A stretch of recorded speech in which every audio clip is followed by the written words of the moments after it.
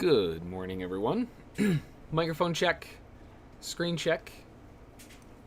Looks like everything's working correctly here. Good. Welcome. I like it. Yeah, good morning. Good morning. Hopefully everyone is able to rest up, get ready for the day ahead and all that fun stuff. As per the usual, make sure to read through the morning prep PDF on the right side of the screen there. Very important to go through and really understand everything that's inside there. Just a quick note for you all as well before we jump on in today. If you're watching on the YouTube side of things, the stream does have between a 5 and 30 second delay, which will definitely impact the timeliness of what I may be talking about at any given moment.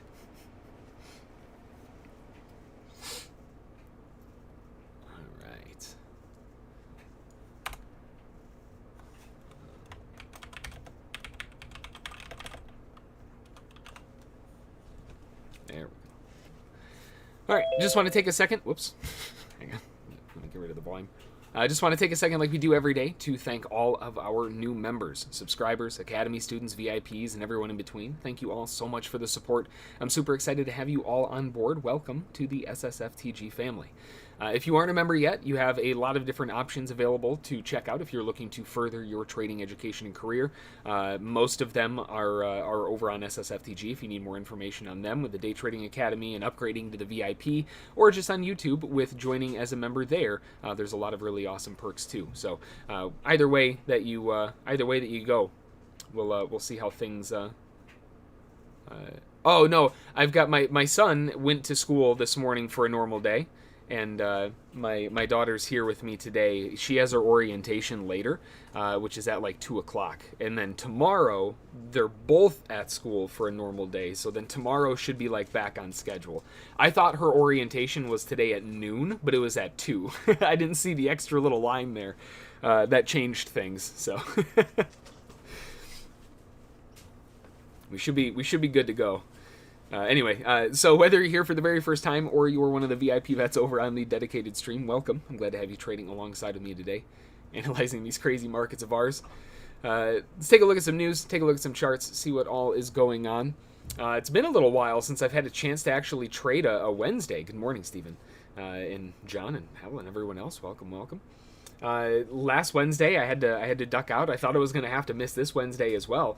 A little off my game. I forgot to put the API number on there from yesterday, so I'll have to take a look at that. Speaking of which, don't forget to grab your morning DP levels. Those are posted for you this morning on the Major 7.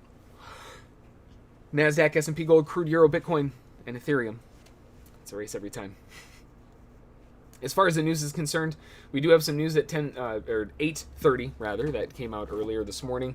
That was the core durable goods orders, and then today 10:30 crude oil inventories is forecasted at a negative 2.683 million. Now, like I said, I'm a little bit off the ball. I'm not used to Wednesdays. I missed last Wednesday, so the API number is where we can really get an idea of what to expect for today's inventories. And if we look at the API report, that came out at a negative 1.622 million. So noting that it came out at a negative 1.622 million, that would suggest that it should be a little bit bullish. If you have less than expected, then the market should typically go higher, right? That's how that works. Now, in this case, the reason why it's showing up in red is because they were expecting to have less, around negative 2.3 million.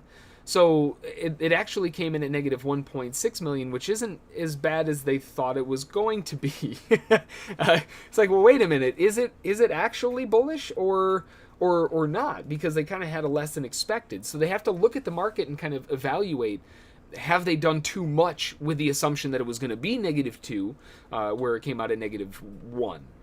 Now, if we're looking at what the number is forecasted at today, this came out at a negative 1.6, and we can see that today's forecast is, well, it's a negative 2.6. That was the same thing as yesterday's API. I'm expecting this to come out at around a negative 1. That would be the assumption. Now, if it comes wildly outside of negative 1, then maybe that causes some response, but realistically, that's going to be the big thing here, is just seeing how does it want to show up at 10:30. Get that out of the way.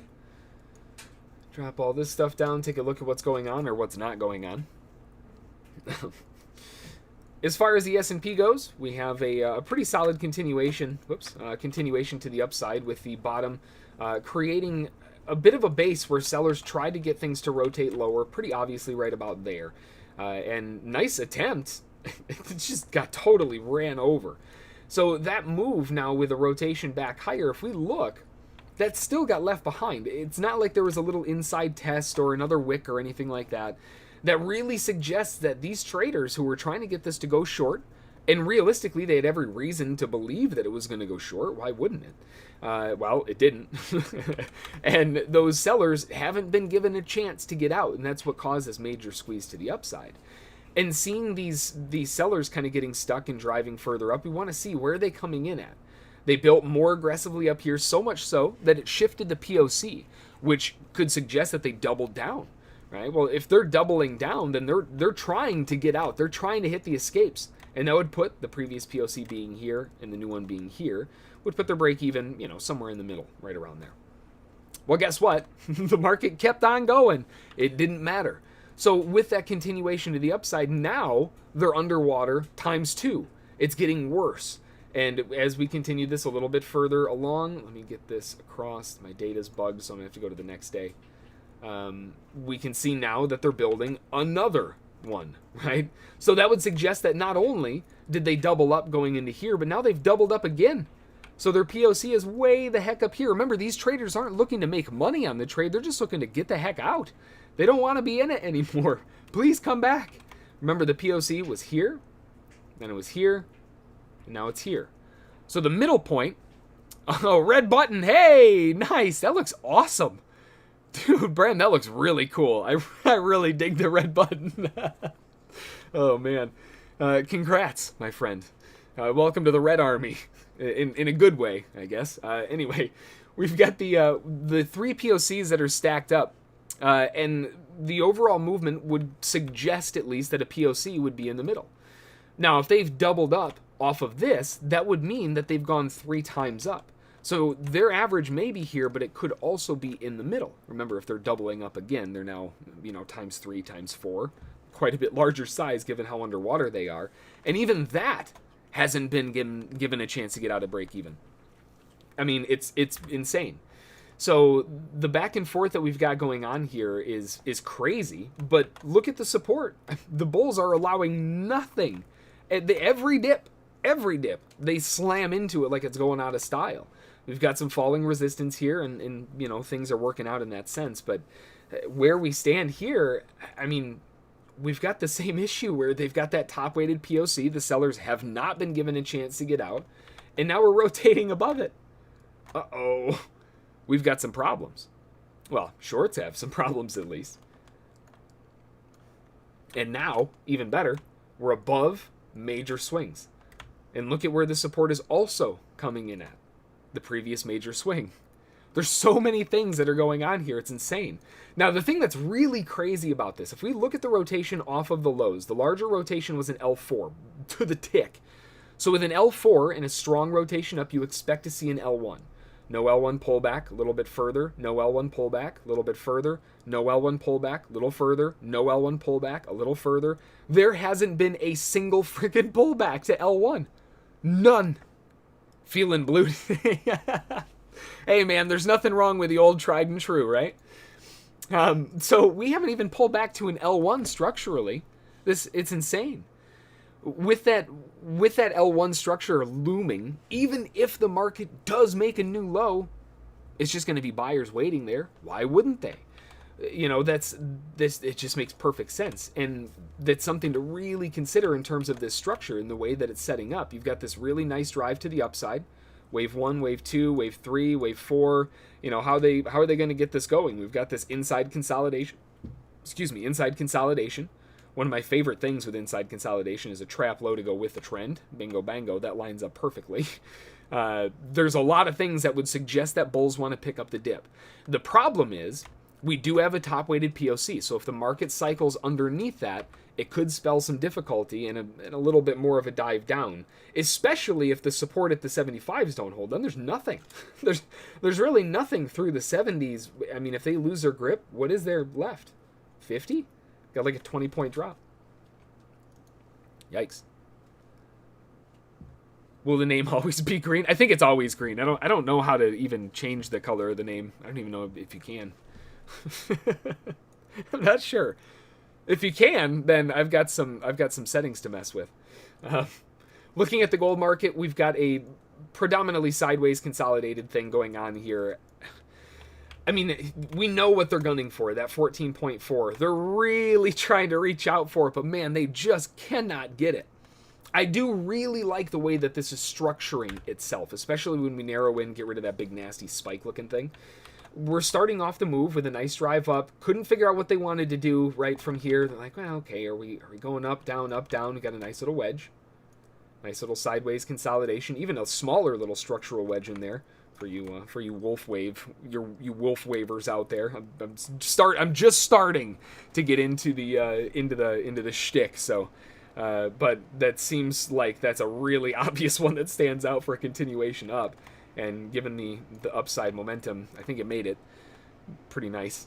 Now, with the overall momentum, once we start reaching up here, we're running into some difficulty. We've got downstream. We're fighting against some problems that would suggest that a deeper pullback is coming. And if we look at this overall move, we've got a rotation from the low.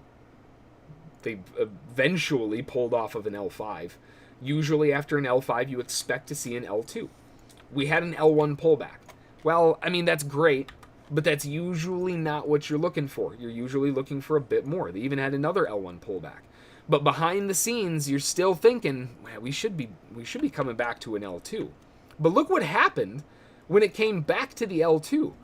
It just collapsed on them. Like nobody showed up to the party.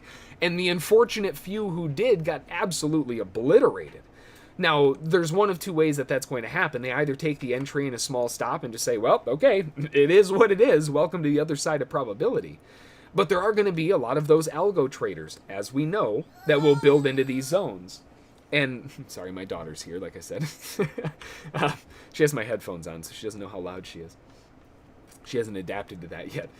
We've got this pullback where traders are expecting the L1. All right, well, sorry, the L2. Didn't hold. They buy the secondary L2. Notice the intermediary where their break even is going to be. Where is all of that responsiveness going on? Right? Right off of their break evens. We already know that the bulls kind of jump ship a little bit. They're like, wait a minute. that was too much. No thanks. I'm going to jump ship. And maybe they took, a scalper's half to 1. I'm very curious, in fact. If I were to measure, just eyeballing it from the average to how much risk they would have taken on both of those. No, I don't want. I do not want. Go away.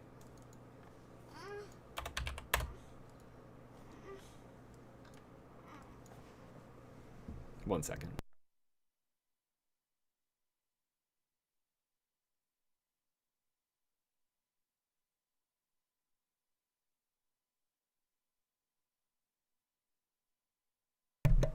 All right. Sorry, my cat's being a nuisance. So looking at the way that this formed, even if they were trying to get a scalper's target off of that and get a little bit, as you'd say, cheeky, trying to get that target, they couldn't get it. And then when it slid back down again, that slide back underneath the lows, they realized, crap, fine, just get me out of the stupid thing. They hit the exits. Well, it continued rotating back down again. And with this drive lower, knowing that the bulls kind of gave up a little bit here, we've got the bulls who would be buying here. We've got bulls who would be buying the secondary portion. But remember, from an algo perspective, we're talking Goldman Sachs. They got a lot of zeros in those accounts. They can continue to buy and buy and buy. Smart turns mic off for beatings. Yeah, exactly. Can't let that one get out now. Come on now. When we dip back to the L3, we see support that comes in there. But, I mean, let's be realistic here. That's not the expectation. The expectation was to see the L2. So even if the market does go back up to the highs, which is still totally possible, it's not going to be probably long-lived. It's more likely going to be potentially the beginning of the end, really, because a lot of traders realize, well, wait a minute, they were able to buy into the L2s, they were able to buy into the L3s. If they were getting break-evens, there were plenty of responses off the break-even point. Fairly obvious there, because the break-even point, just visually, would be the lower line of the L2. I think it's pretty obvious that, well, once they got the L3 and they couldn't get further follow through, well, they didn't want it anymore. Now I'm curious. Here again, it's the masochistic side of me. Did they get a scalper's target here? Did they actually get it? Oh, did they get it to the tick? Oh man, you've got to be kidding me. Hang on. It'd be to that low. They got the scalper's target to the tick. Talk about cheeky. That's a great example of it. Even through all of those, they bought into the L2. They went a little lower into the L2. Like, well, maybe that fell a little far. I'm gonna exit on those. If they didn't, and it went down to the L3s, they got the fills down there. Still got a scalper's target to the tick. Dirty, because I know I wouldn't have been filled there. But they got the target, technically speaking. Incredible. Now, with this L3 rotation, the big thing that we're going to have to pay attention to, knowing that scalpers have been actually hit, not necessarily filled, but hit, we can keep an eye on this volume. They're developing a POC down here that the market is attempting to jump back above. The market is closing above it, 1796. It's looking pretty good. We'll have to kind of wait and see how they want to play it, because really, this is the edge of the cliff. They've got to break above this, and this is where all the break-evens are. If they have a good proof, might have some nice follow-through. Crude oil continues to grind its way back to the upside here. If we're looking at the bigger picture, crude still maintains the larger downtrend, and if we're looking at the size of these value pullbacks, if you will, we'll look from the bottom to the top. If we drag this over here, we can see that we did leave that in the dust, although there was a nice response there initially. After that response, though, it started breaking above. Those sellers exited, and now we're rolling back up. The next anticipation would be a 2-to-1 move to the upside. So a doubling in value, and that would place prices on crude back up to 70.50. Hey, Ace, how's it going? PD, Steven? I don't remember who all I said morning to, so good morning, everyone. We'll just start over. That would be the doubling in value on crude oil all the way up into the 70 halves, maybe even 71s if it wants to overrun. And remember, this is really what we needed to see. It's that giant first leg to the upside. Eventually, there will be a pullback. The goal is to get far enough to the upside so that that pullback doesn't do too much damage. So the bulls, their objective right now, they've got to get above these swing highs. Keep this thing going. Now, from a volume perspective, from the bottom all the way to where we are now, we do have a POC that was hit at 67.60, and the market is aggressively pulling back. If this finds some support, that could be the base for that next rally to the upside. Remember, this thing is squeezing right now.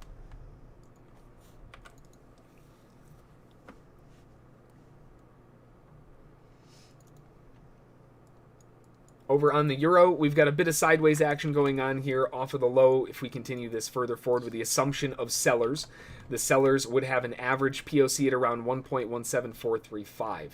Initially, it looked okay, but then it started breaking above, and now it's starting to break below. It seems like we've got a bit of chop and slop going on here.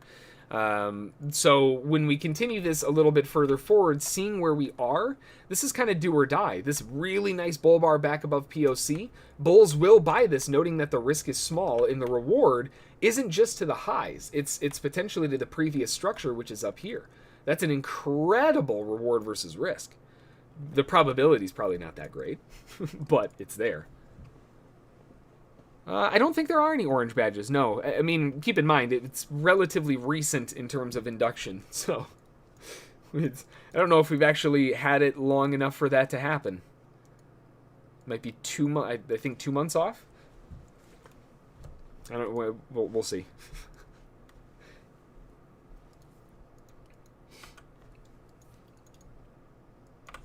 Over on Bitcoin, nice pullback here. In terms of continuation, I mean, we are still making higher highs, higher lows. If we're looking at this from a value perspective, once again, the value side of things, that pullback would be placing right about a -1, which would be at around 46,000. Pretty good supportive area in terms of the way that Bitcoin's looking.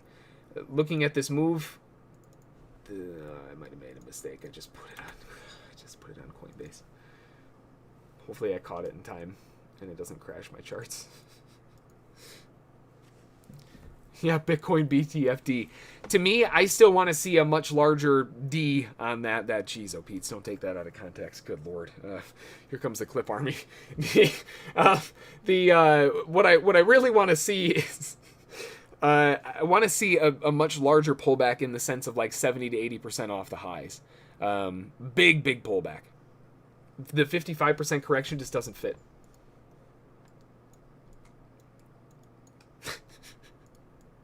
You know when you catch yourself after you say something, you're like, ah.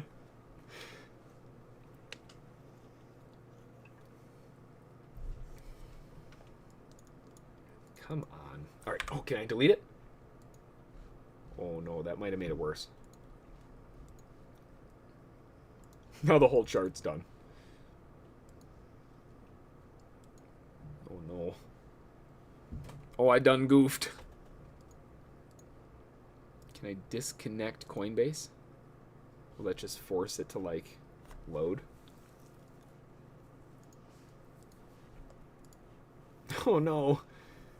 Ninja. Ninja.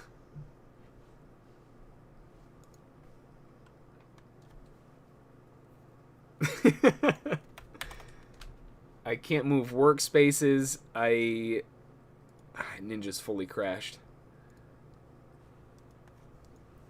Okay. Wonderful. But it's still letting me save the workspace. How's that gonna work?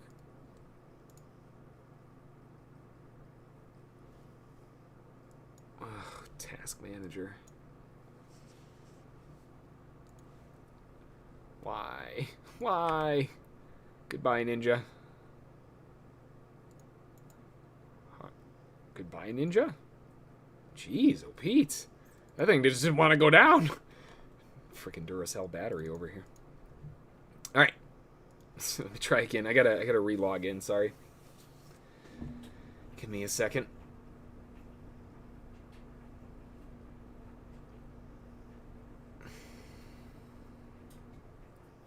Hopefully too much isn't gone.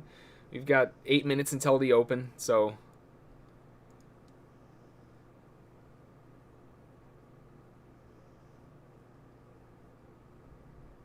See what happens?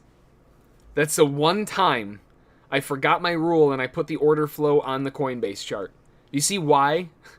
I jokingly, kind of in a facetious way, very obviously, why I'm like, oh my god, here we go. I almost did it. I almost did it. That's what happens when I don't catch myself in time. The whole friggin' thing crashes. Coinbase.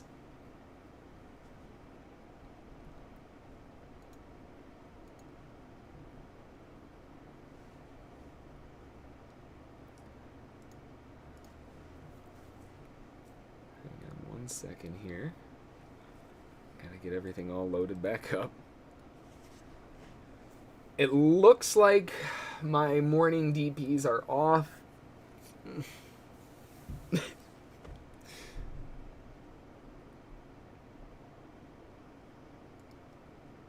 But visually, we haven't really moved very far, so it's not going to make a huge difference. Let's go back to this where the charts don't crash and the people know your name.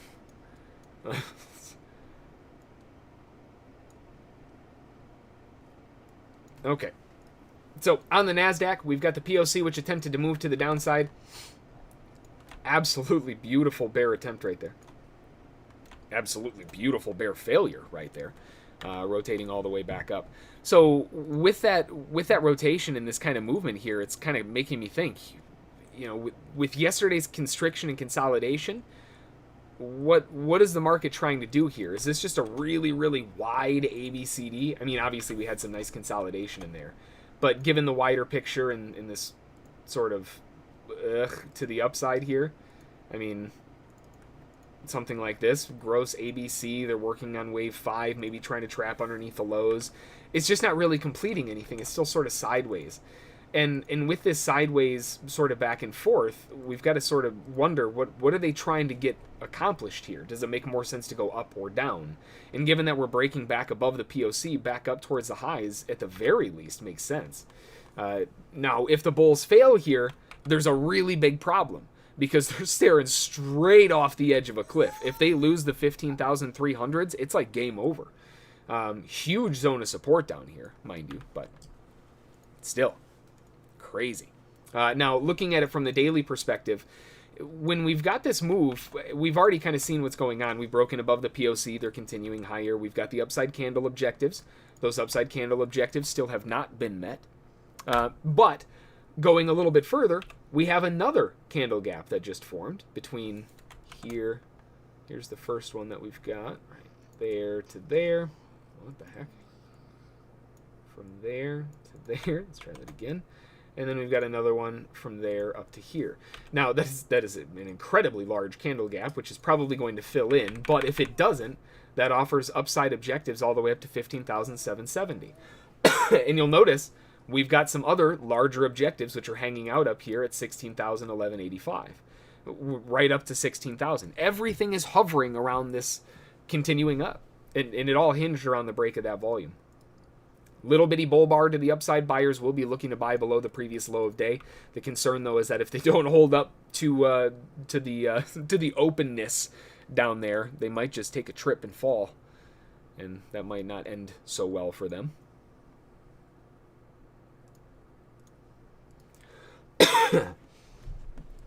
As far as this morning is concerned, I mean, man, what a vindictive, just mess of a market. You can see, I mean, the overall anticipation of yesterday's idea of upside momentum to highs worked. You just had to sit through a massacre of price action to get the job done, which I wasn't willing to do, obviously. I mean, job done. It finished it. Okay, congrats. This is obviously starting to transition into more of a range. The market is still making higher highs, higher lows, though. And this is the first time that it tried to breach outside of it, and it held up pretty nicely. So my thought process here is that we may have a wedge. They attempted to break out of the highs. That failed, looking like sellers are going to try to rotate down, and sellers will be looking for that big breakdown, but they couldn't get it. They couldn't even break below a new swing low. And with that failure, they jumped ship fast all the way back inside of that wedge, and now we're creating a larger structure from over here. Actually, you know what? There's a tool for that. We've got the larger channel, which could begin looking for upside momentum for... Oops. Come on now. Okay, so I can't go off the chart. let's just do it like this. Trying to get that continuation. If that's the case, you know, I mean, again, the assumption is that this wedge was trying to get something going. The wedge was a bit narrower over here. It could just be a slightly wider one too. Either way, the big thing that we have to note is that we're in a range, and right now the market's in the middle. It doesn't make any sense to do a whole lot of anything while it's here. It makes a lot more sense to wait for when the market's down here. 330s, 340s. Somewhere not in the middle, preferably. Zooming in a little bit closer to see what's going on from this perspective. I mean, we can see what's going on. It started with a rally up to a new high, then a drop to a new low, and now we're kind of in the middle. If we were to go along with that market structure on the impulse from bottom to top, a lot of traders would have been looking for a POC in the middle, and we can look backward. What would they be expecting? These are probably sellers looking for a continuation to the downside. You can kind of see what they were going for. And it failed, and when it failed, they exited a break even and rotated back up. Then the bulls tried coming in. When it came back to break even, there was a lot of bouncing and all that fun stuff. But we go the other way, impulse from top down. Jeez, oh Pete. 15,375 stacked up at the highs, and now we're rotating here from the bottom at 15,363.50, which again is right in the middle. That 375, wasn't that a culprit yesterday too?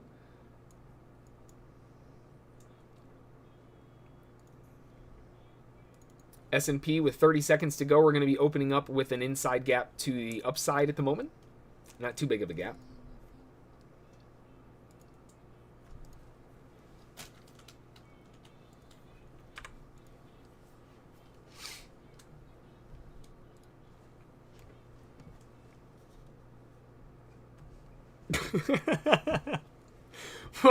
That's one way to do it, Ace. Hey, I mean, at least it's honest, you know?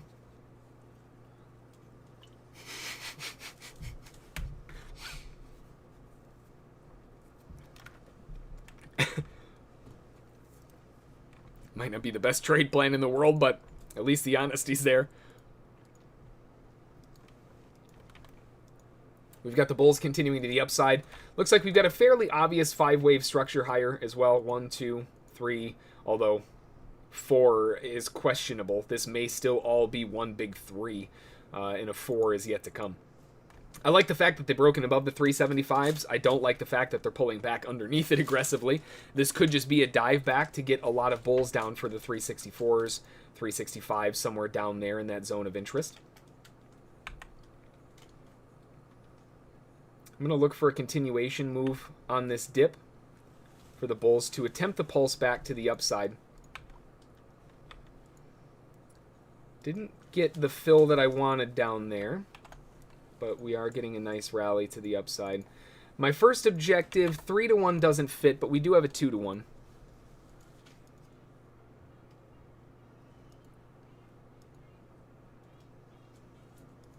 Those 375s are a concern, though. So I'm going to exit a little bit of the risk ahead of those 375s just to compensate for it a little bit. It's a concern. I don't like the fact that it dove underneath it and then and now we're back to it and we're finding some resistance, but let's see if we can get that finalized move up to the 2-to-1. Nice. Take it off there. Good enough. Beautiful secondary move up.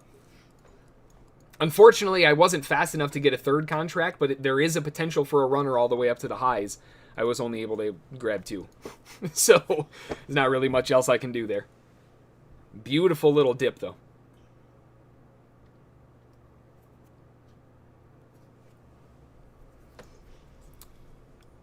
Also, just as a note, I forgot to take off the 5-minute POC of yesterday on the S&P, and we're actually bouncing off of it again. It's funny how that works. Beautiful drive up. Did they actually make the 3-to-1? No, they didn't. What about if they got a slightly lower entry at POC? Oh, they did. Those rotten peckers. Dang it. I didn't think it was going to make it. So I opted for a 2-to-1. Man, I tell you, the Nasdaq's one of those markets. That's the thing about the markets in general. They'll make you feel stupid for taking profit. You gotta... Like, I'm never going to be totally upset about a 2-to-1, but... at the same time... when you see that little bitty salt in the wound when it hit it to the tick like that, you're like, ugh.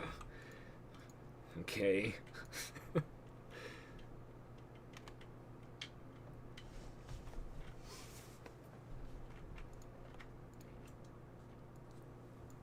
Nice bull continuation, trying to get further momentum.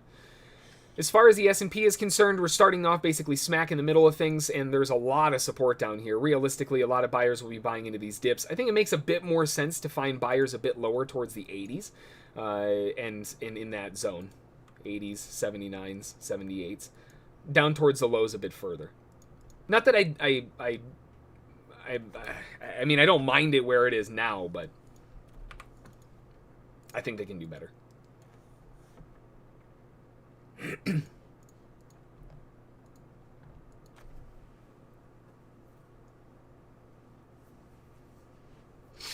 That's going to be on the scalp side of things.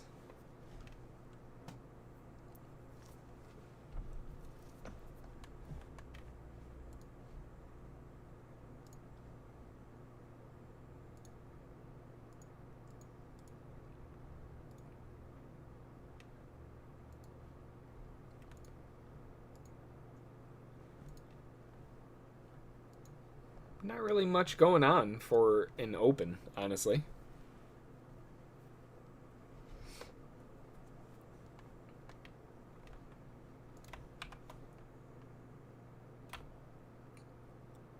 Market across the field here. My gold chart is still loading.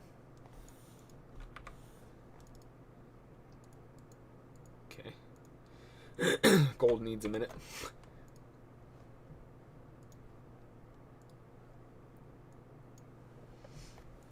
As far as the upward continuation is concerned, we haven't broken a new high yet, but from the low we do have an L4. L4s usually are going to hold L1s. They didn't quite make the L1 there, but they got the L1 there, which confirmed it. The next pullback was an L2.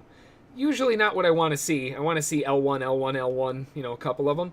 So we're holding another L1. That's good. You know, maybe they start something off here, but we've got to get a couple more of them. Breaking back above the POC definitely helps. And again, we already know the bulls have a case. Small little consolidation, beautiful little wedge.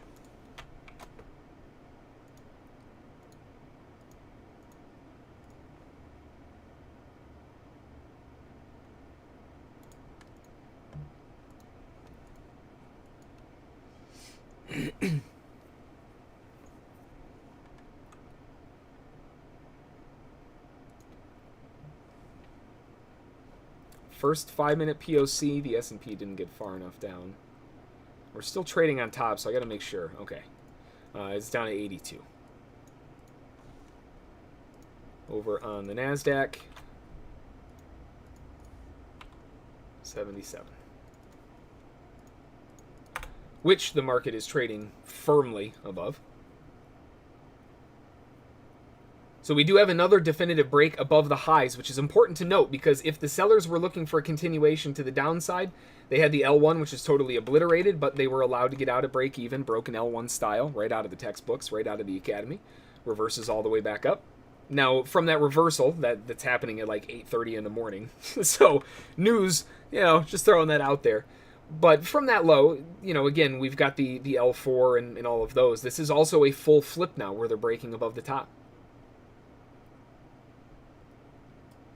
So it would have been nice if they broke above the top a little more aggressively.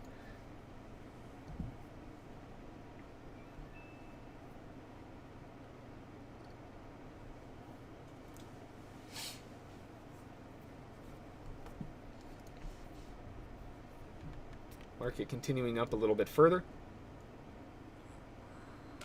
Not necessarily interested in the next L1, but I do need to see the L1 as proof for continuing this trend. Now, as we gain more breakout momentum, the next L1 makes a bit more sense. We're getting up towards the top of that channel.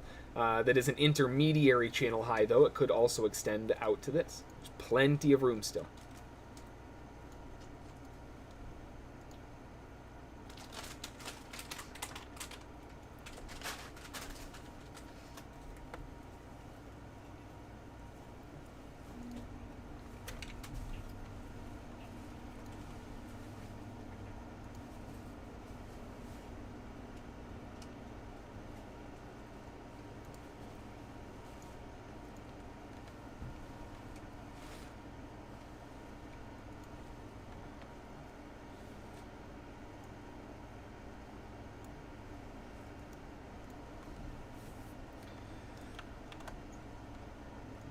The bulls will be looking for that L1 on a continuation phase. Does not fit a 3-to-1. Should fit a 2-to-1. Yep.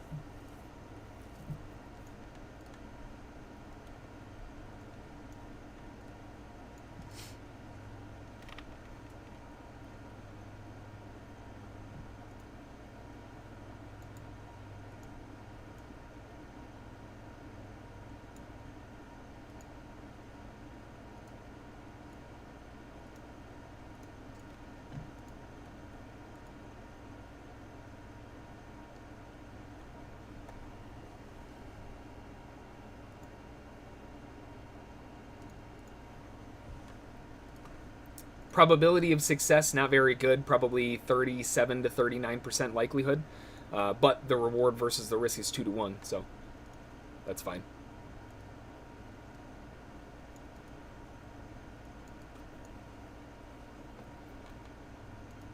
Much more static in terms of approach.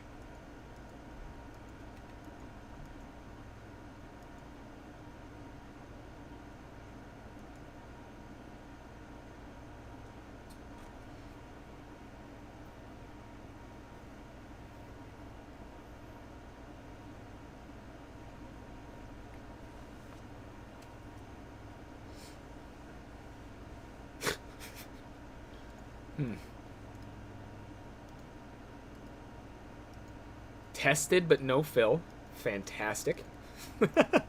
Okay. I get it.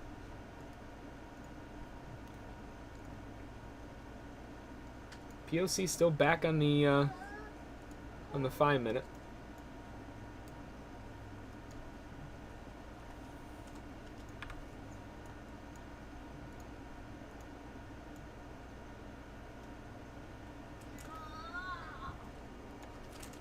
Bulls looking for a continuation phase to the upside off of an L1, and this is a full flip L1.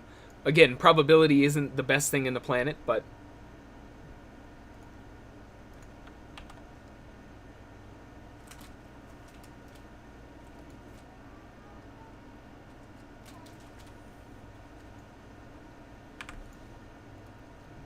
with the reward versus risk, hard to not like it. POC in the middle on the S&P, not really doing anything.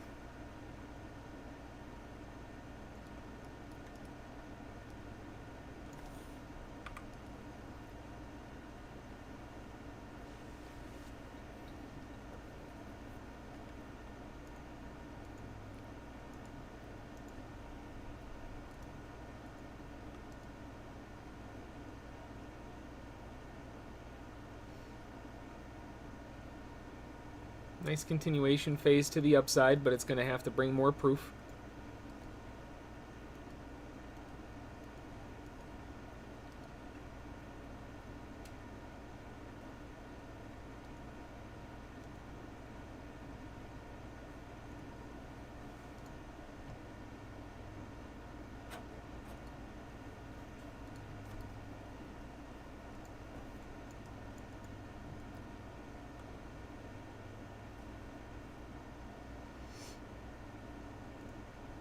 Market's just kind of hovering around.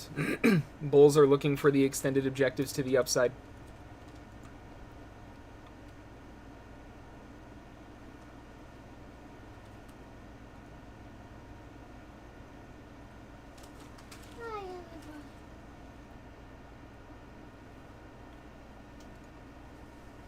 Yeah, super choppy. That's why I'm approaching it this way. It's a lot more about you do whatever choppy garbage you need to do in the middle of these moves. I'm just going to take the entry and whatever. You do your thing, market. I know where the pattern is. I know the probability's not great, but the reward in the long run makes it worthwhile. A 39% likely trade at a 2-to-1 risk, or a 2-to-1 reward versus risk is just something that I'm going to take every time, you know?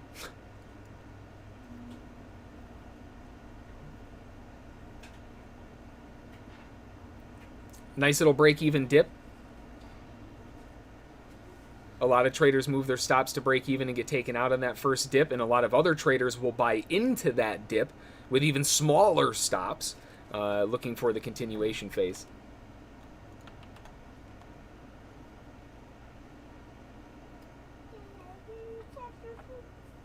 So rare to use limit orders. Yeah, not very frequently you're going to see me using a limit order.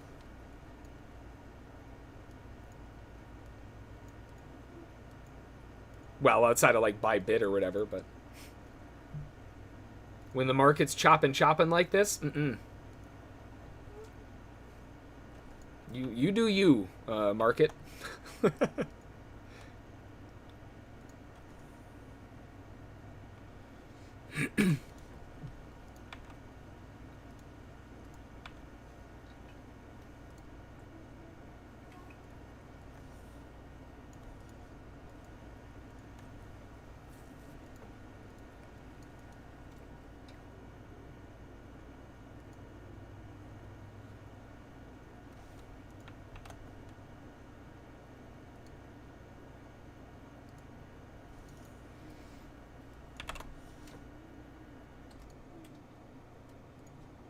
As far as 2-to-1 actual risk, that would narrow it into around 93 instead. But otherwise, there's not really much of a change.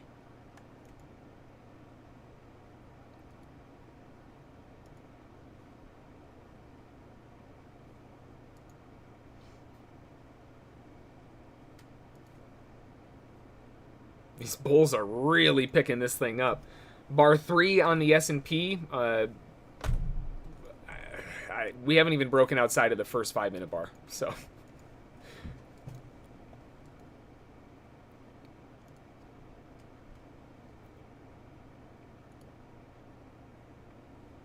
All right, bulls. Get on up. Get out of here. Target's up at 393.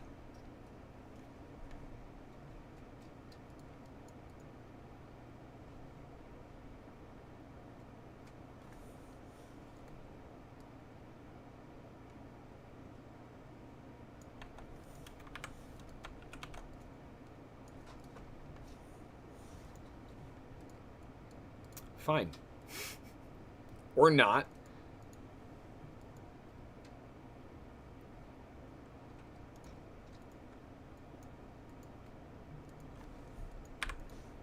Taken out at the stop. Trying to go for a 2-to-1 probability of success, like we already talked about.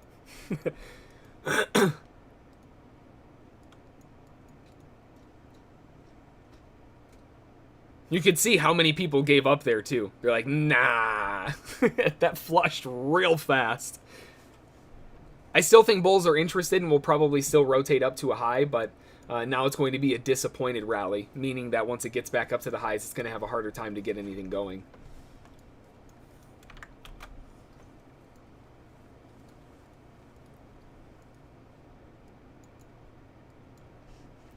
See if they want to come back in and offer up something a little bit more beneficial.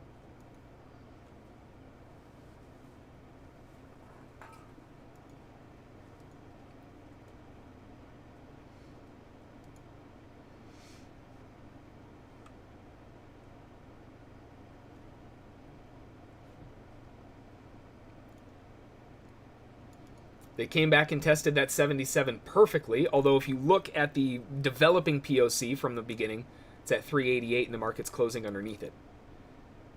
So, again, we do have some issues.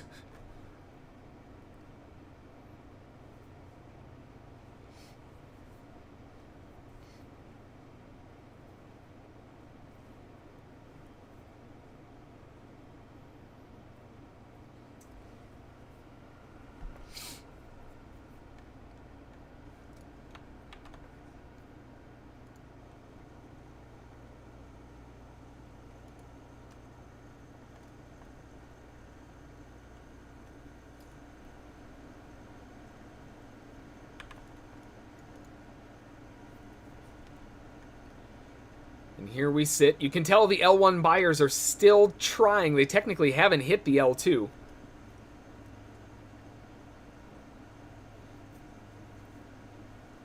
And the S&P, I don't think it's ever going to come back and fill that area at this point, but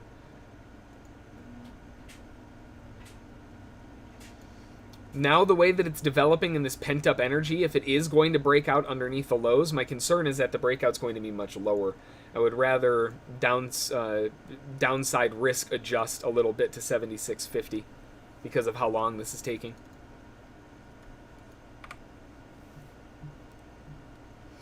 As far as upside, I mean, it really depends on what it wants to do. If we're looking at the there's from the recording, if we're looking at the next zone of interest underneath this, realistically, the only other thing that they've got to go off of would be down at this next low.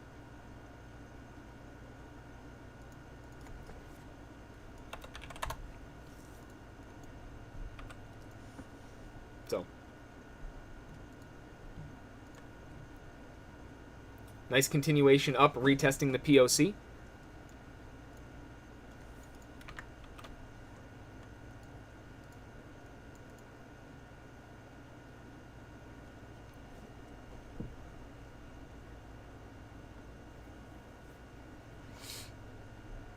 Shorts are holding on to it so far. This is getting touchy.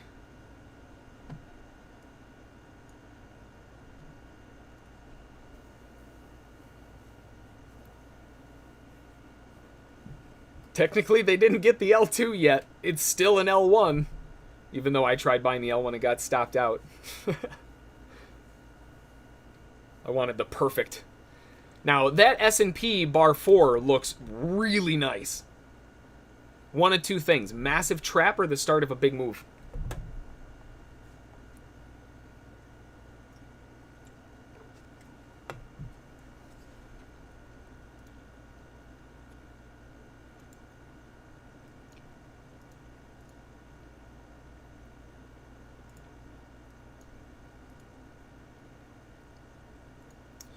Ooh, now a short-term little dip under this low wouldn't hurt my feelings. For a scalp, at least.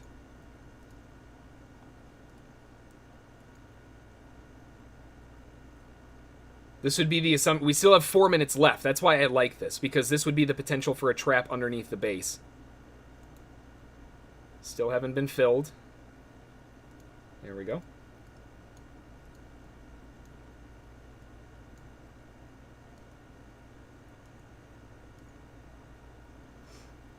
Well, we're still closing underneath the POC, but because we have so much time left, that allows this the chance to rotate back up for kind of an inside scalp.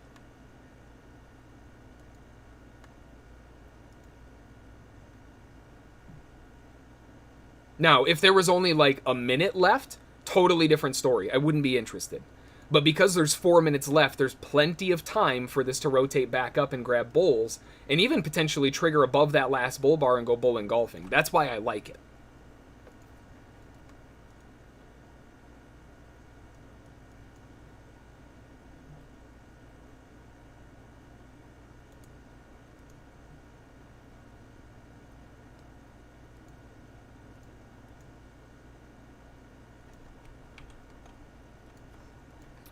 Testing the target, no fill, no fill, no fill. For the love of God, just fill the target, thank you.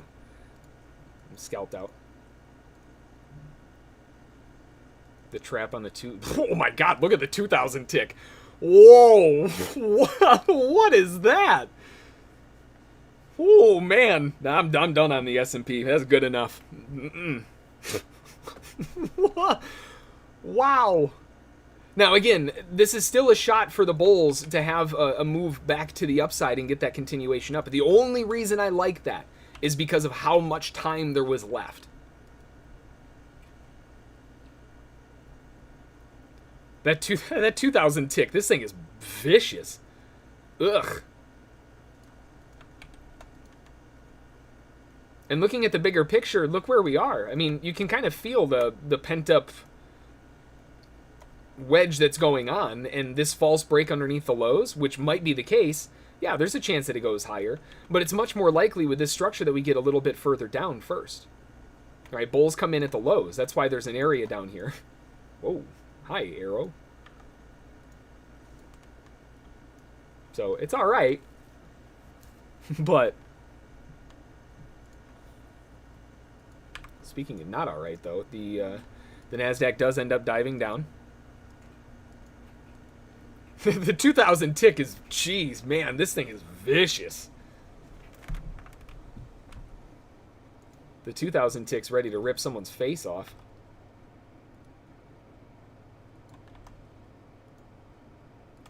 Incredibly obvious wedge, but they're running out of room.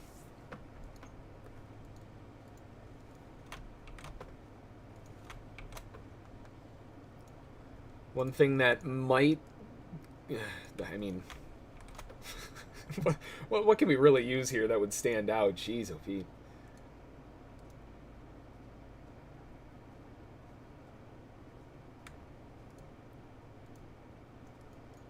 Got that nice little inside structure that attempted to break above the highs and failed and then rolled down off of that structure. So now we're kind of creating this little...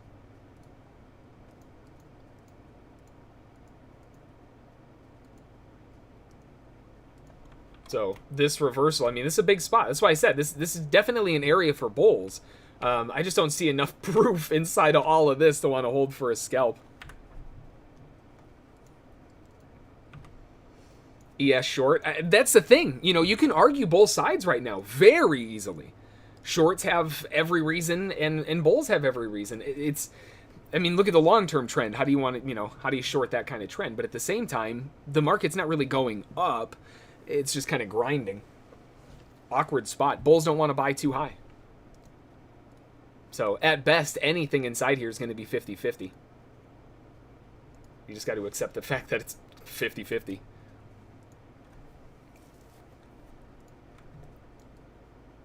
More continuation to the downside. If we're looking at this overall cycle, again, the anticipation was this full flip to be an L1 continuation, which the bulls did try to get, and they failed. And now we've rolled back to the downside. With this roll back lower, We've got, I mean, first off, the one thing that stands out pretty obviously is 5 very obvious waves. 1, 2, 3, 4, and now 5. So the thought process here is that buyers are definitively going to be trying to buy on the dip down here. Whoops, wrong color. Down here.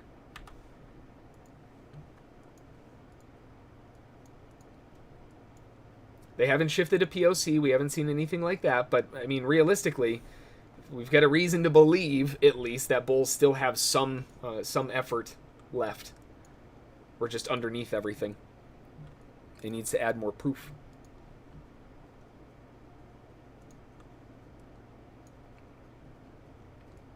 S&P continuing back up, challenging the 3084s, rather.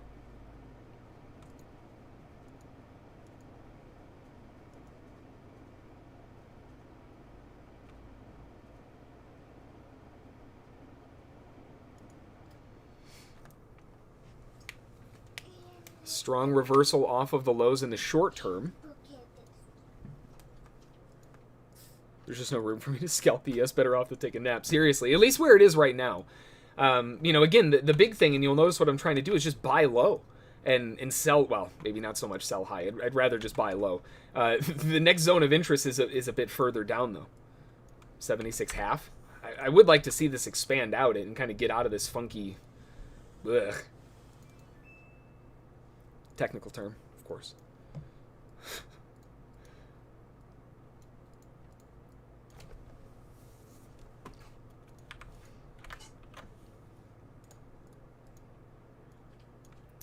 Looking at this from the impulse perspective,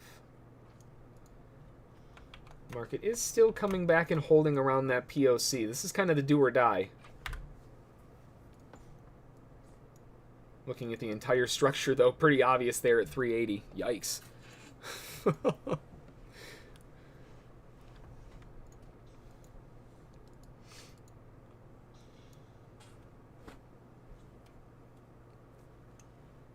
Why is it that when kids drink, it sounds like they're drinking to save their life? Like, all forms of oxygen are entering and exiting their body along with the drink. I don't understand it. It's just it's the funniest thing to me. But man, when younger kids drink, it's just they've got to do everything they can. Gotta get it all.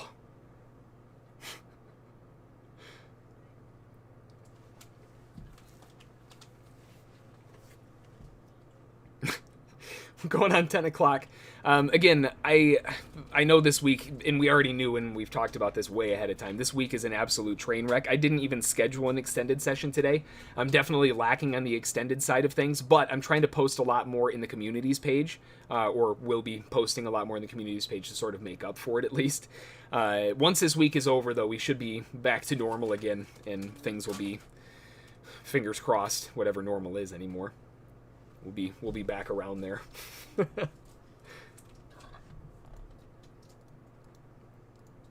So I'll probably just keep this morning session rolling again and do a little bit more of an extended one, because I'm going to have to duck out for her orientation in a little...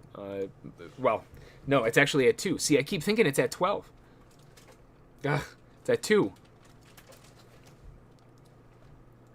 Well, whatever. We'll just keep it rolling. Yeah, hopefully. Seriously.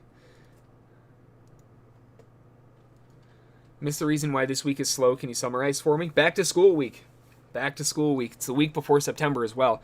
But this week, last week, the next week, it's all back to school stuff. Lots and lots and lots of people are having to take time off to get their kids to and from school and orientations and blah, blah, blah, blah, blah, blah, blah. Not to mention the fact that we've also got September right around the corner. In September, that's when we're going into that next quarter, right? That's when things start going into earnings season and lots of money has to move around. So this is kind of like the last break before things go crazy. But that's also why these moves can be so extended. Because when they get going, people don't want to get left behind before earnings season. And if they feel like they're going to get that position left behind within the next, month or so, or even the next couple weeks, depending on the company, they might feel the need to buy in, and it extends these rallies and these drops really aggressively. Earnings season, hopefully things will wake up a little bit more, but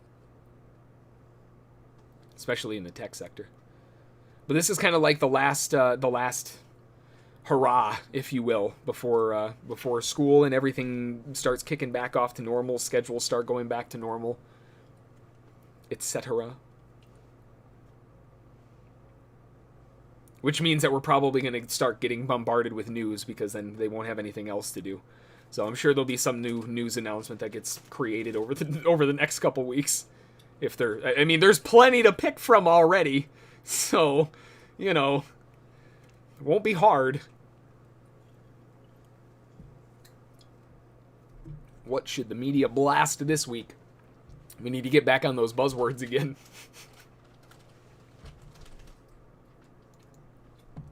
Beautiful sideways action going on here on the NASDAQ.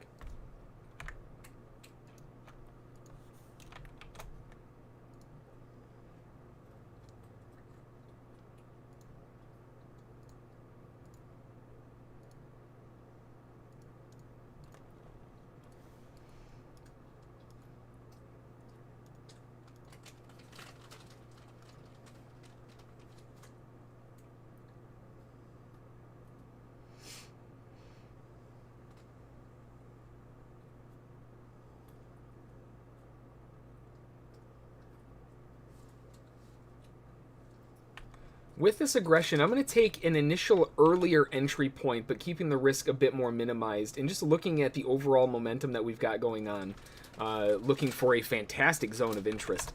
But because the way that it's standing out, I do have to play it a bit closer to the chest.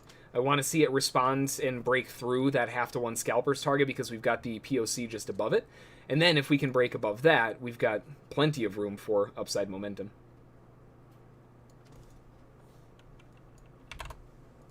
2-to-1s, unfortunately, are a little through the POC, but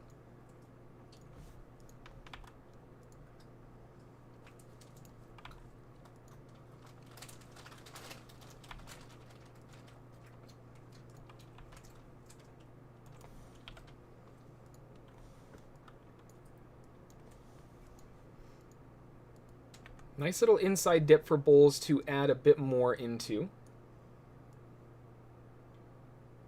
That does also narrow in some of the objectives.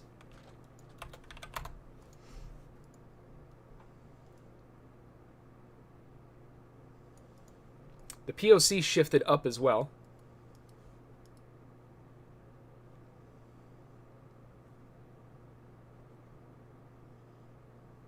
Nice pop. They got to make it count. Very nice follow through. First objective back off towards the scalper's objective and the newly formed POC. Now they've got to see if they can follow through a bit more. Geez, that's a little itty bitty target. How's a 3-to? We're already at a 3-to-1. Okay. I don't really know what else there is. Quick little dip back to break even, hovering around there, but unable to close underneath. They did reject off the POC. And that dip underneath the last bull bar might be the last shot that bulls have to get in, too.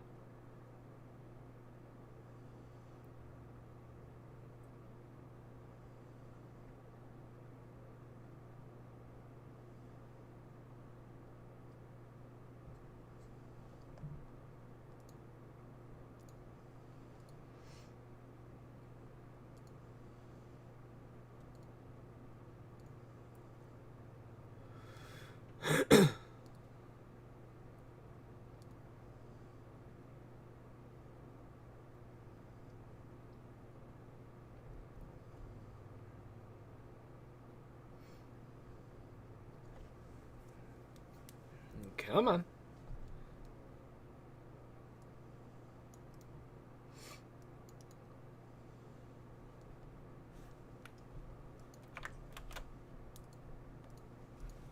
Still no POC shift from the top to the bottom, although the bulls are looking really good.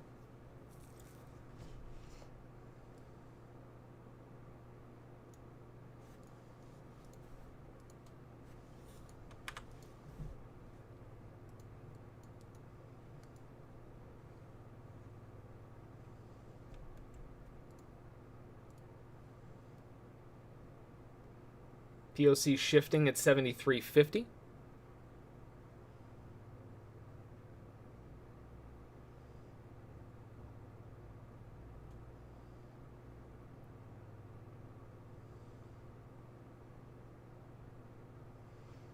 And it's back under again.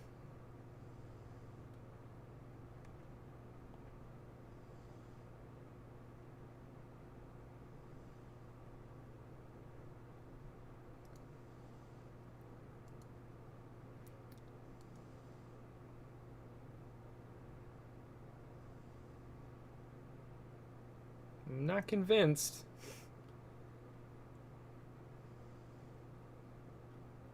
Nice bear bar back down.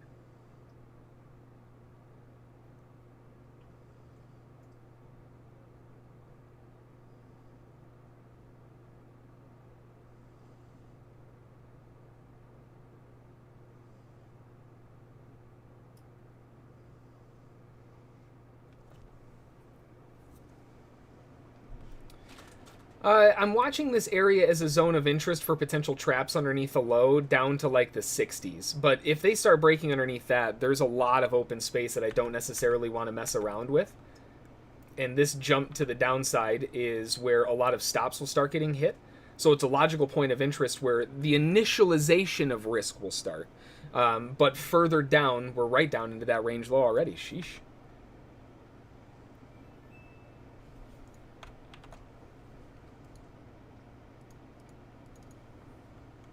As far as the upside potential, got a little room left. POC is still back at 73.50.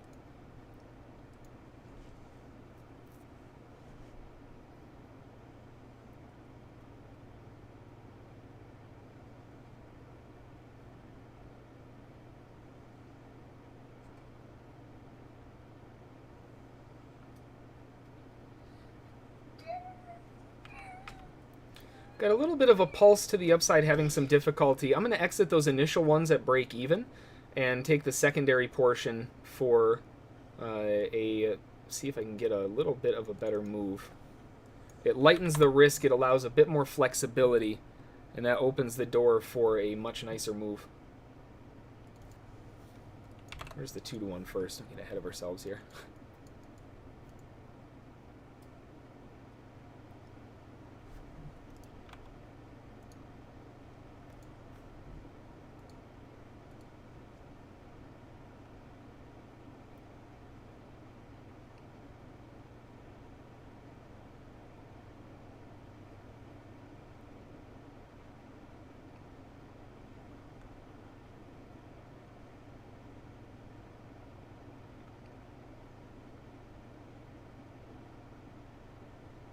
Market hovering around the lows. This is that kind of open waters territory. I've got to see them. Well, okay, I was going to say pulse back to the upside. First objective with that move down, there will be some nervous traders looking for scalps as the initial objective.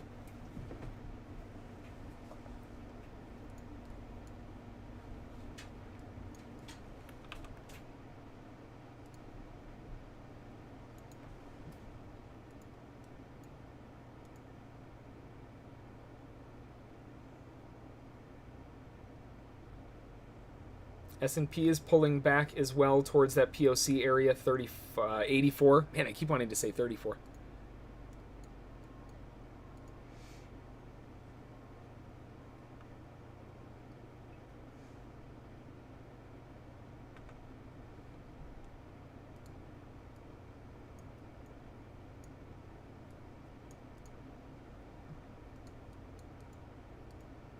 Nice little inside retest of the falling support.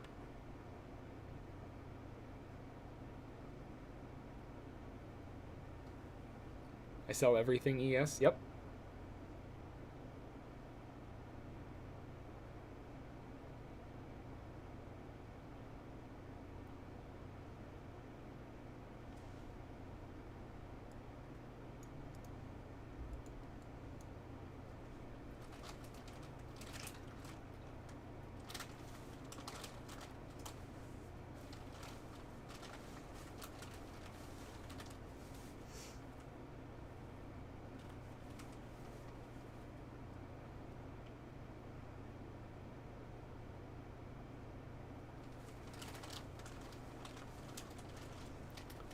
Bulls hitting scalpers' objectives initially up here, but more continuation is the objective for larger targets off this base. I'd like to see a 3-to-1 up towards the underside of the POC for a bit more follow-through.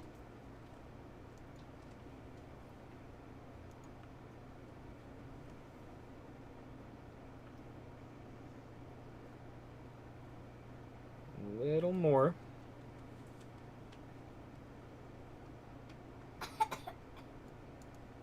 They just come back to 84 quarter and wave at me? Yep. Welcome to my life. Oh, did you want that? Ah, I'm just going to tip the ticket.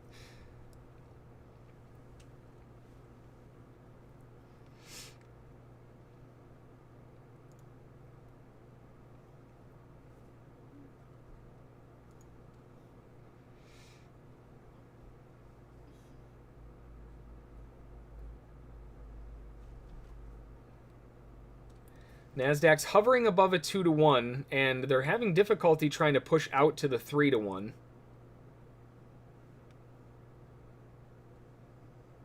I don't really want to see them lose too much through the 62s-ish. Alright, I'm going to take that as my exit, and I'll just take everything off as a scalp. I was trying to get the run for the final push for that 3-to-1, but it's just not worth the risk if it's not going to follow through. The market's disappointed too many bulls for me to want to hold on.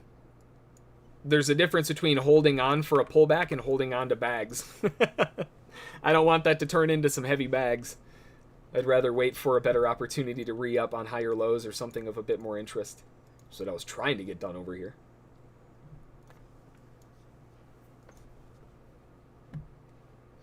This is starting to make me think that we're going to follow along with the earlier cycle. Remember, new high down to a new low, up to a new high. The bulls tried, new low. That would be next. That would also be, oh, that's right, my settlements I don't think are right. Market is under the POC as well. Got a lot of issues.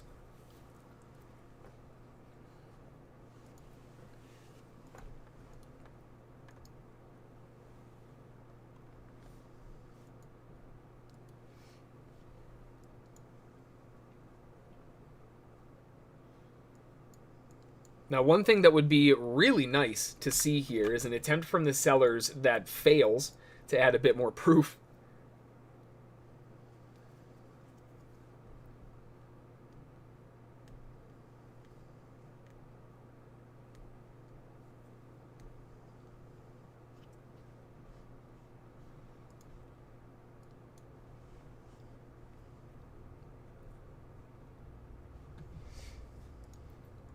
Looking at the 15-minute perspective, we're also back to that 355 POC. This is a monstrous zone of support.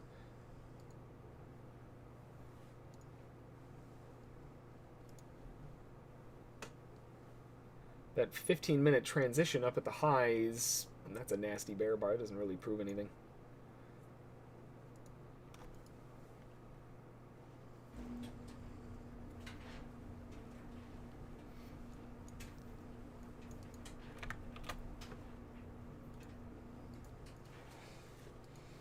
Show some sellers failing, show something of interest here to get things going.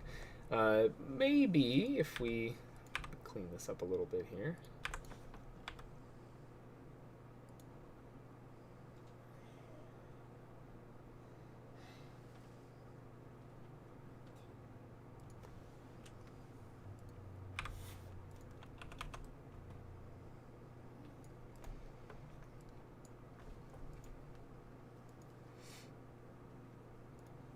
That's the nap. We've got the POC sitting at 365s.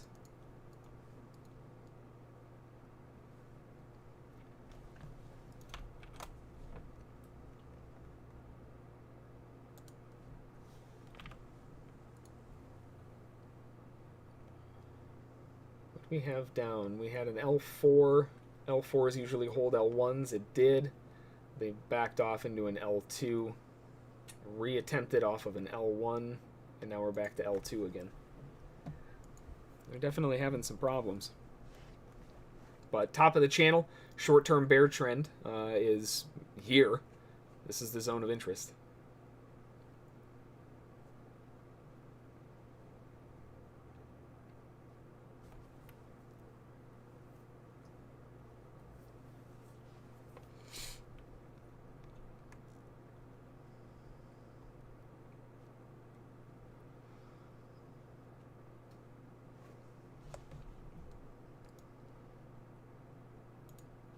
More continuation higher on the S&P. Zone of interest would be 85 quarter.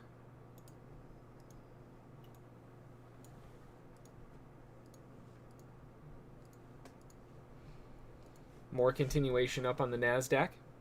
Now they're finally gaining some, like, actual proof. This makes it a lot nicer looking.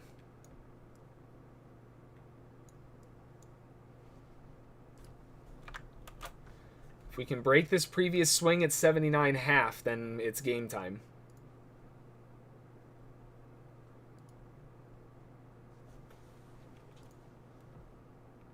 Nice. Broke above it. That's what they needed. We've got the extra proof now.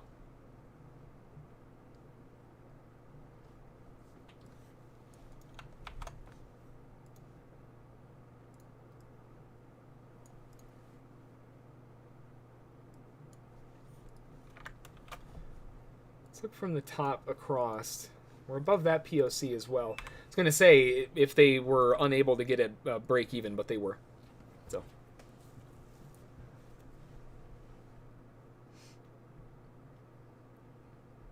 Breaking back above the 5-minute POC, 377. If we're looking at the developing POC, we're also, let me get that forward a little bit, starting to test it at the 380s.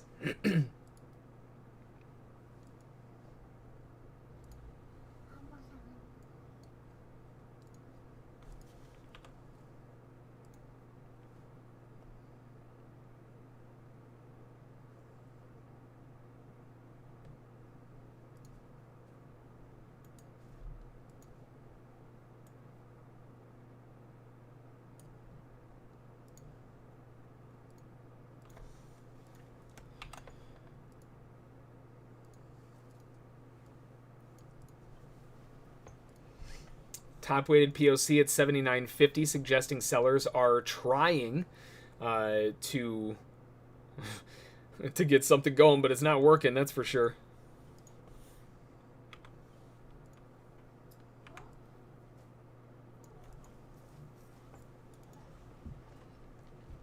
There's only a minute and a half left on the S&P. I'm not interested anymore. I need more time on a candle to form what I want it to do there.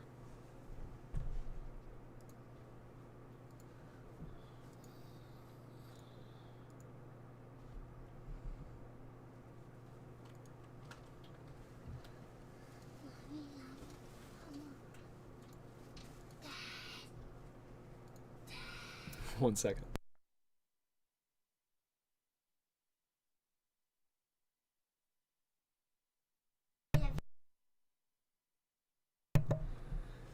All right, market continuing to break away above the top.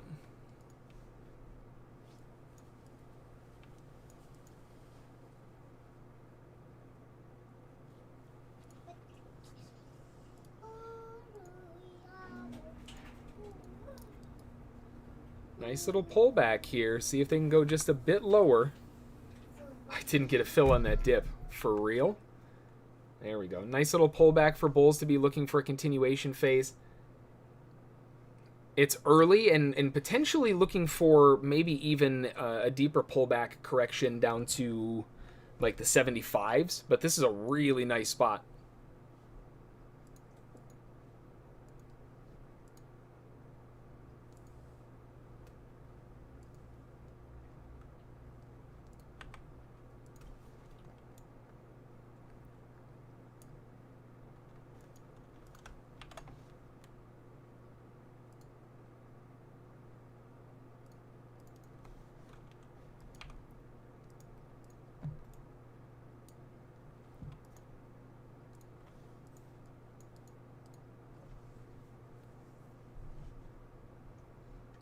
Market just kind of hovering, not really doing much. 10 minutes until crude inventories as well. That's right around the corner.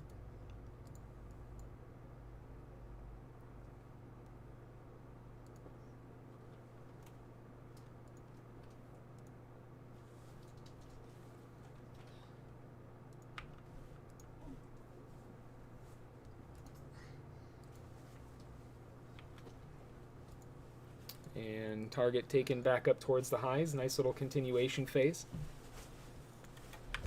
Small risk, relatively itty bitty, but hey, it's better than nothing.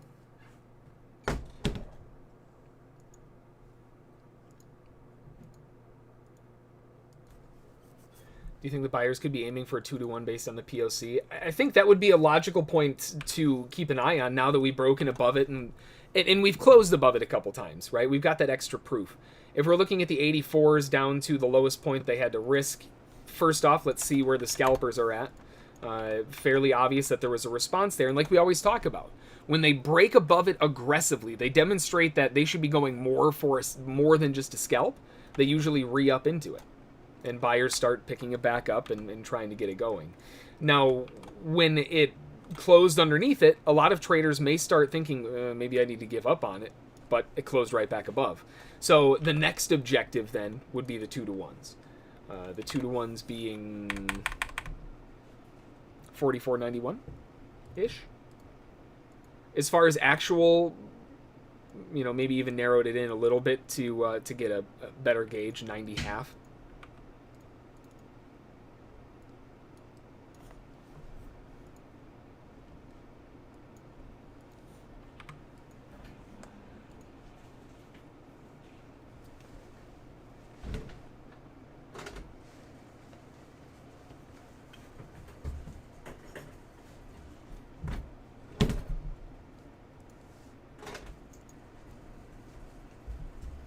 Yeah, no problem. Seeing what the market wants to do here, there was some candle gapping, but they took it all away, and now there's not really anything. So here it sits.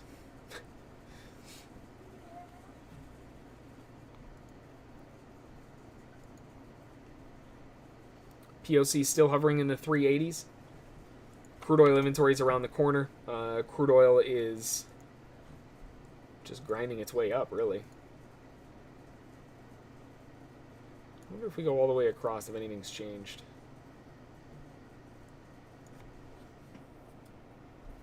Nope. 68.84 is the target.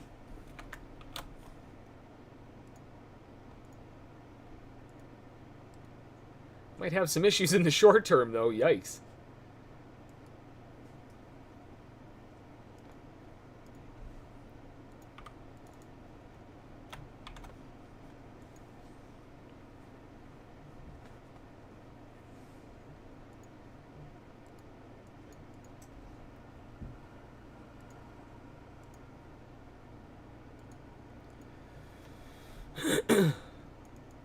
This is the attempt from the sellers to try to get something going.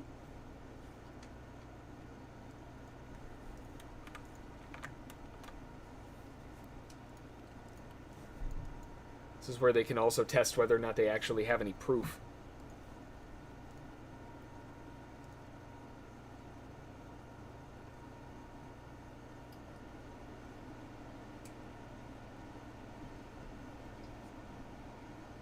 Nice dive back down.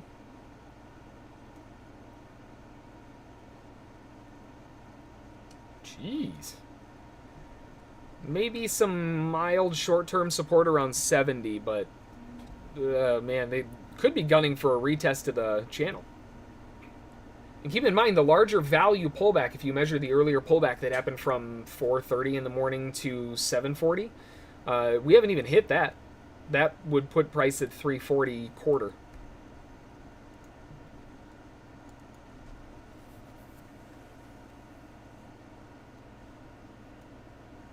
Give me 1 second, be right back.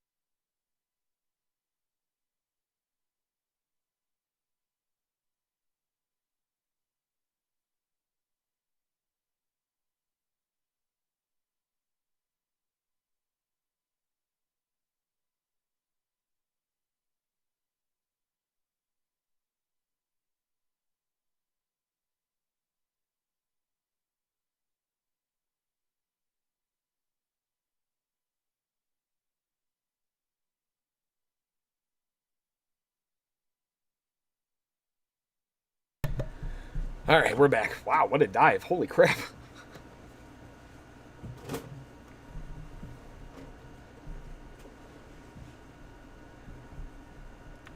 I really like that bull bar on the low. If this is going to be a break-even dive, the market shouldn't come back. I don't mind taking the risk here because that kind of candle usually procures V bottoms. So I'm looking at this as a very aggressive location for the market to try to rotate higher off of.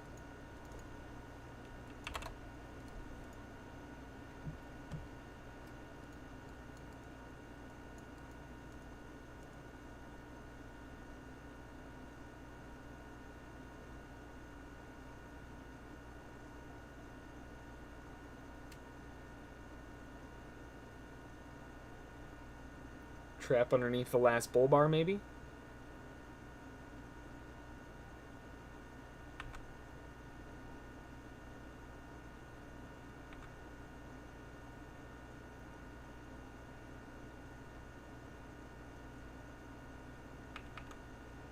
Whoa, what were those fills? What the crap was that? Oh, hang on. I'm going to jump ship on this. I hit the ask, and I got some wildly bad fills. I'm out. I'm out. No thank you. Something's up. I don't know what the heck that was, but I'm not interested. What the heck?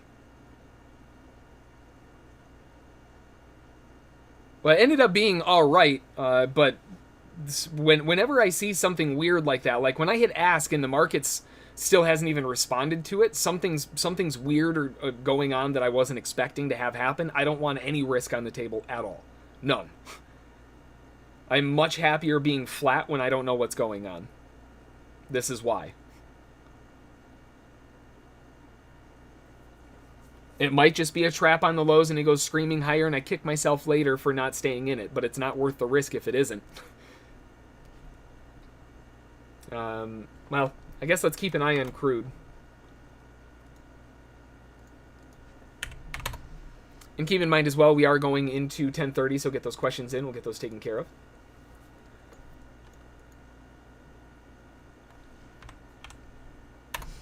The anticipation for news is, hang on one second here, a negative, what was it, a negative 2 something? Negative 2.683. Actual is probably going to be like a negative 1.6. What do you think of the Jackson Hole Symposium tomorrow? Anything that can add volatility to the markets, the big thing for me when I'm looking at volatility is I have to ask myself, where are we in the bigger picture, and is it worth the risk to trade in that environment? Sometimes I anticipate the news being massively volatile, and then nothing happens. FOMC is a great one for that. You know, you get all hyped up about it because this FOMC is different, right? And it goes absolutely crazy, and then the next time you get ready for it, and then nothing happens. So, I mean, it might have a big impact on it, and if it does, we've just got to play it safe. But it might also do nothing. It probably not so much the case, but still, you know, we've got to keep both aspects in mind. If it does increase the volatility dramatically, then you've got to reduce the risk somehow. Trade the micro or trade smaller size, or do like we were doing earlier, where it's just limit in, stop orders, limit targets, and just really like, hey, market, you do whatever you need to do. I'm not going to mess around with the inside.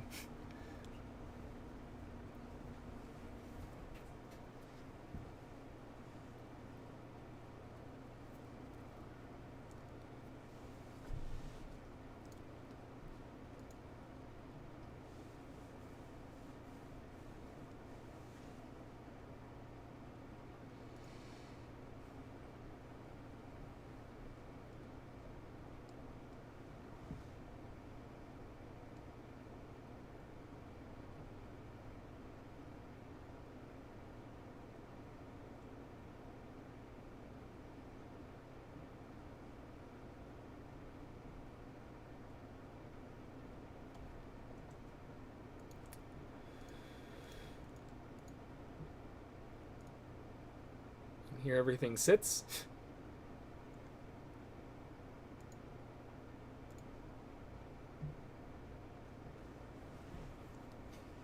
So in short, stay sharp and trade carefully. Exactly, yeah.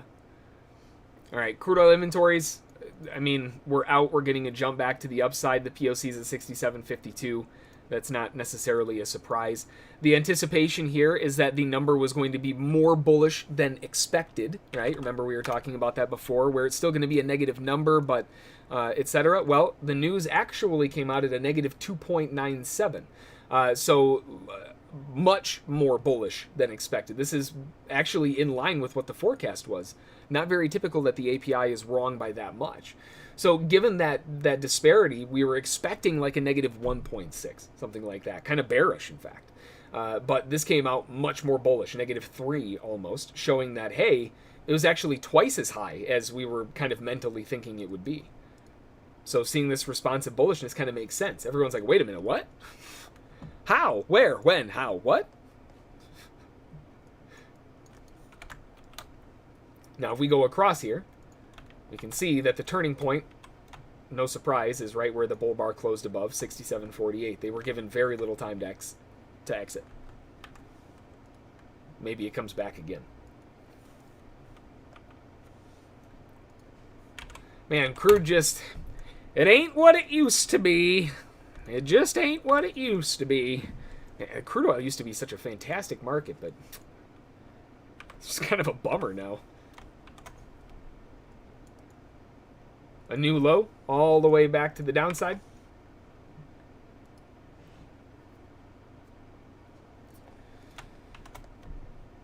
As far as today is concerned, for the 25th, we've got... Where the heck to go? Where to go? Where to go? Where to go? Where to go? There it is. All right. As for today, we've got 17 total trades, 58.8% accuracy. Not the highest of accuracies in the world. But again, we really weren't able to catch much of a runner, and the majority of the runner was on the final position after having to reduce risk. So all in all, in the end, ending at a 1.13. Not the biggest day in the world, not the most stellar thing in the world, but not bad either. It's acceptable, I guess. As far as the week is concerned, the week is sitting a little bit better off, 62.16%. Oops, hang on.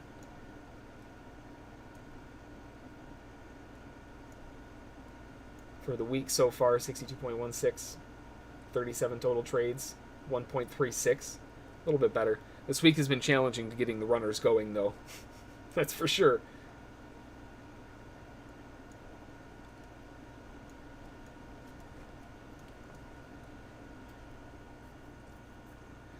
What do you see happening with crypto this week? With crypto as a whole, really the big thing... Hang on one second, give me the charts over here. Let's go Bitcoin. Zoom in just a bit here. All right. From this perspective, looking at Bitcoin, obviously this is catching some very, very nice momentum to the upside. And as far as an overall market structure is concerned, we've got a very nice first leg up, wave 1, wave 2, wave 3, wave 4, which technically is valid, wave 5. So you've got a 5-wave impulse to the upside. Now, does that mean that the market has to stop right now? Not necessarily. And remember, one of the rules of this is that wave 3 can't be the shortest.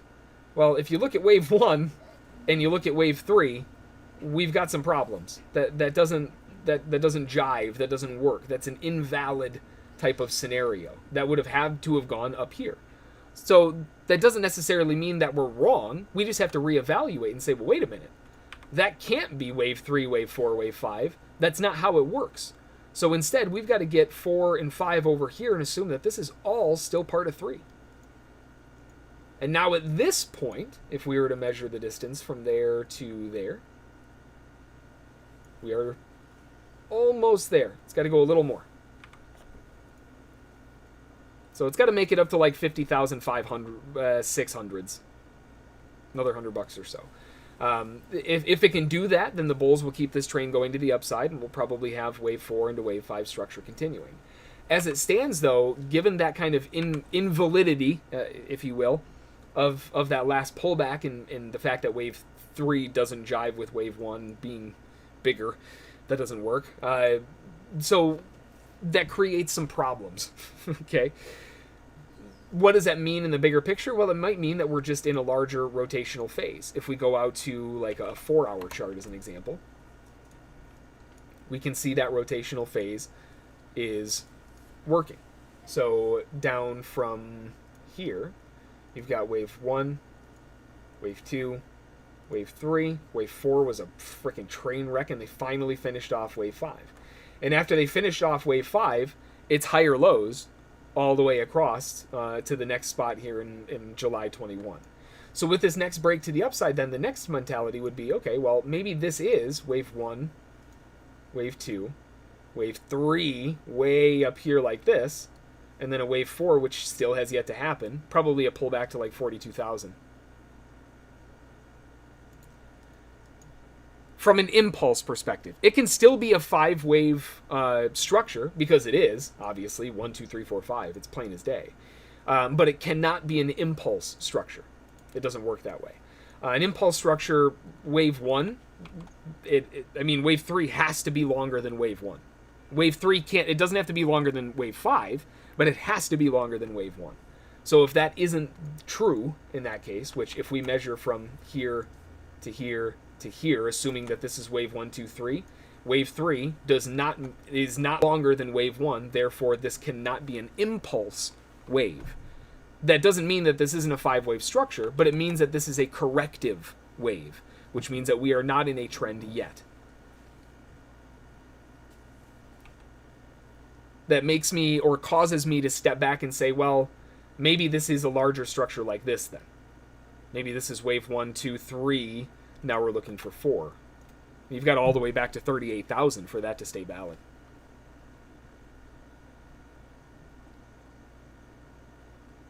Wave 5 can still be really short. That's true. That doesn't matter at all. The part that's important here is that wave 3 is shorter than wave 1. That can't happen from an impulse perspective.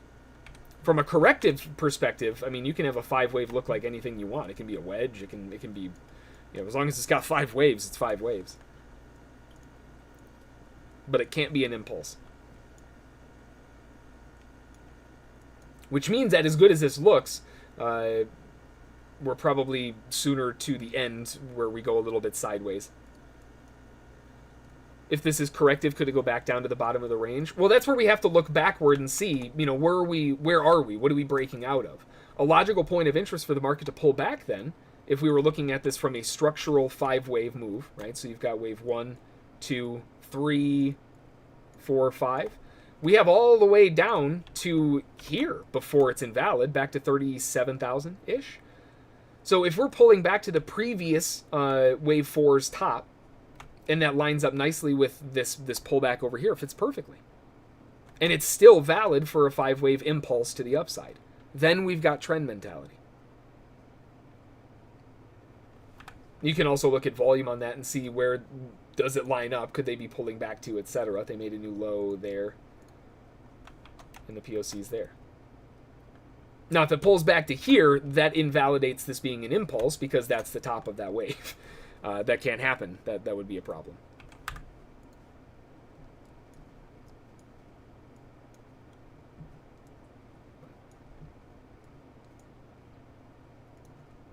All right. Anyway, I got to duck out and start getting everything ready for the orientation and stuff right around the corner here. But if I missed any questions, feel free to shoot me an email, jhb@ssftg.com. Of course, you can always put them in the comments side of things on YouTube as well. Otherwise, though, I will see you all tomorrow. I hope you had a great day, and we will talk to you all then. Have a good one. We'll talk to you all later. Thanks.